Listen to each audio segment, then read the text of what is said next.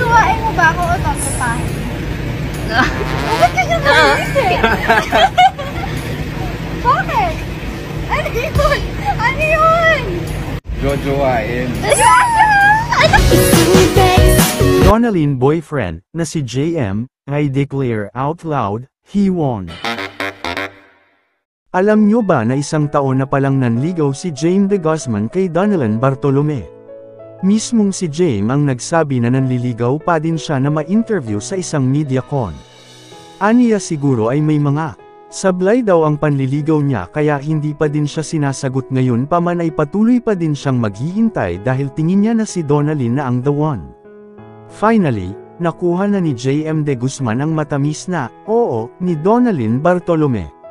Sila ay opisyal ng magjowa base sa latest update at social media post ng vlogger. Sa isang Facebook post, inamin ni Donalyn na akala niya ay magiging magkaibigan lang sila ni JM. It was a year and 5 months later from when he first tried to woo me. It was all after asking him to explore other hearts, to just find another heart who's not mine, but he proved to me that he's found the heart that made him blind to all other hearts, a blessing it was, that it belonged to me. Caption sa post, kalakip ang ilang pictures nila na naka-costume. Ibinunyag din ni Donalyn na last year pa niya ipinakilala si JM sa kanyang mga magulang na nasa Japan.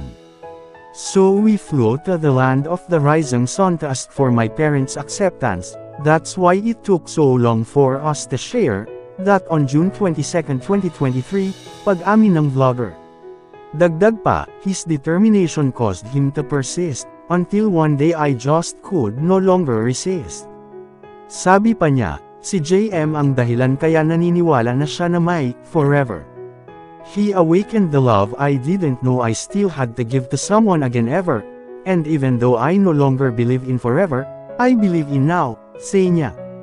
Ani pa ni Donalyn, spell it backwards and that's what he has done, the match to capture my heart, I declare out loud, Juan Miguel won. Sa comment section, maraming fans ang kilig na kilig at nagbubunyi sa latest relationship status ng dalawa. Narito ang ilan sa mga komento.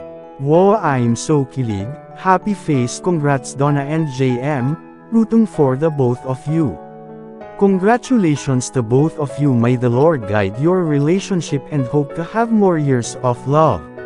Wow, finally, congrats to both of you, deserve a love like a fairy tale, Wako. Congratulations MS. Donalyn, you deserve this kind of love, and most of all, you both deserve each other. Stay in love. Yehey, my heart felt so happy. Kilig na kilig talaga ako sa inyo, you're so bagay. Congrats Donna at JM, hopong kayo na talaga in the end, I'm really a fan of you both.